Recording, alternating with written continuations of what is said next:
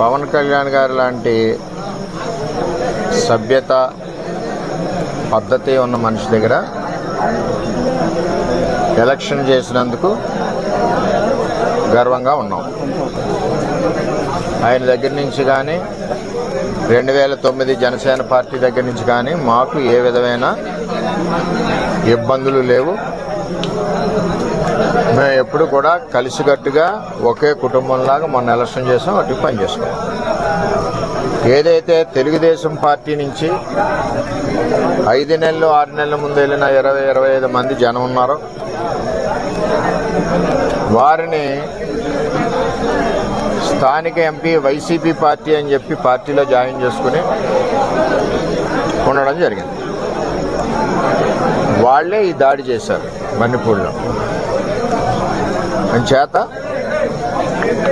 చాలా అవుతుంటాయి, మేము ఫేస్ చేయగలం. మాకు చేతగా కాదు, చేతగాని దద్దంలో కాదు. మేము ఈ దాడి ప్రత్యక్షంగా పోలీసులు ఉన్న చోట జరిగింది, పోలీసులు ఉన్నప్పుడు జరిగింది. మేము ఒక ఆయన్ని సర్పంచ్ గారిని కలవడానికి వెళ్ళాం.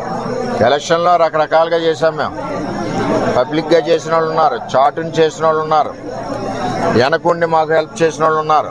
ఇవన్నీ మేము చెప్పం కదా, ఊరందరికీ చెప్పాలని పని నాకు లేదు కదా.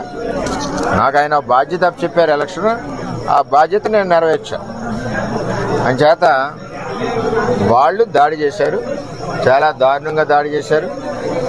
అందులో మా కారులో మండల పార్టీ ప్రెసిడెంట్ గారు ఉన్నారు, ఎక్స్ జెడ్పీటీసీ ప్రసాద్ గారు ఉన్నారు, ఇంకో ఎక్స్ జెడ్పీటీసీ బర్లప్పారావు ఉన్నారు, ఇంకో ఆయన ఎక్స్ ప్రెసిడెంట్ నాగు ఉన్నారు, ఇంకో ఆయన పార్టీ ప్రెసిడెంట్ శివ ఉన్నాడు.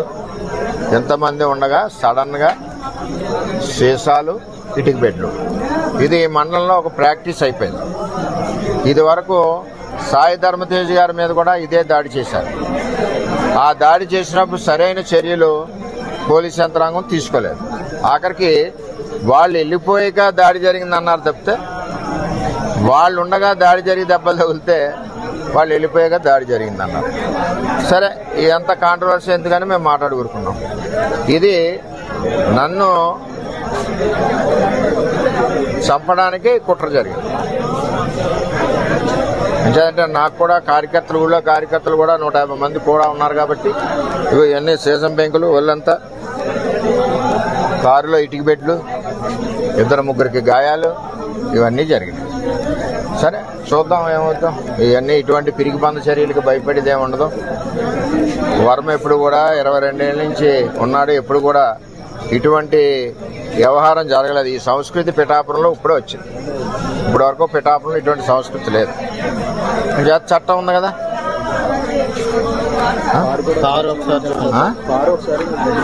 కారు కూడా ఒకసారి చూడండి.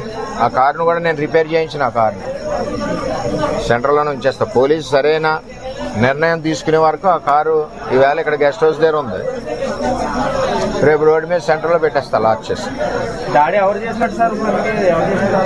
కొత్తగా తెలుగుదేశం పార్టీ నుంచి కొత్తగా వెళ్ళిన జనసేన నాయకులు వన్నిపూడికి సంబంధించి ఇంకా ఉన్నారు.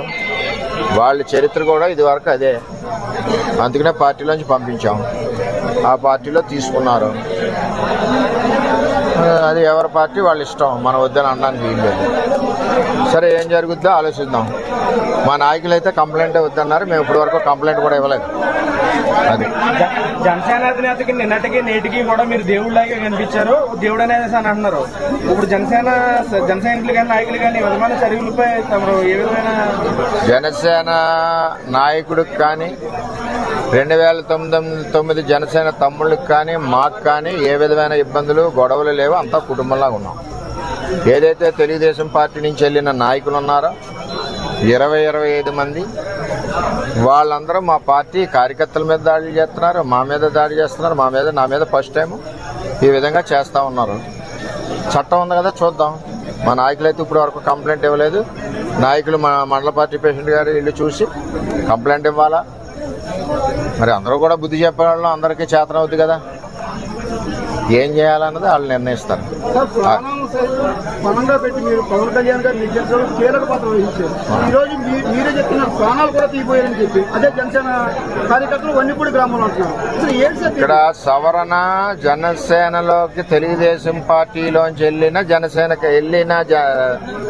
కొత్త జనసేన కార్యకర్తలని చెప్తున్నాను.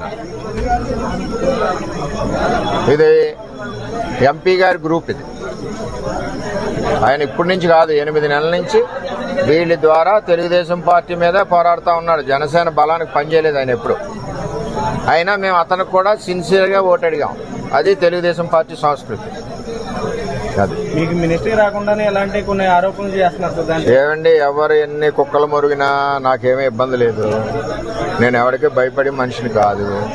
22 ఏళ్ళ నుంచి ప్రజల్లో ఉన్న మనిషిని. నేను ఎవరికి భయపడను. నా మీద ఎంతమంది దాడులు చేసినా చేయనండి, చట్టాలు ఉన్నాయి. ఇది పవన్ కళ్యాణ్ గారికి కానీ, నాకు కానీ, పవన్ కళ్యాణ్ గారికి కానీ, ఆ 2009 బ్యాచ్కి కానీ ఎవరికి ఇది సంబంధం లేదు. నేను ఎవరికి ఫిర్యాదు చేయను కూడా. అది ఏ విధంగా జరగాలో ఆ విధంగా జరుగుతుంది. ఓకే.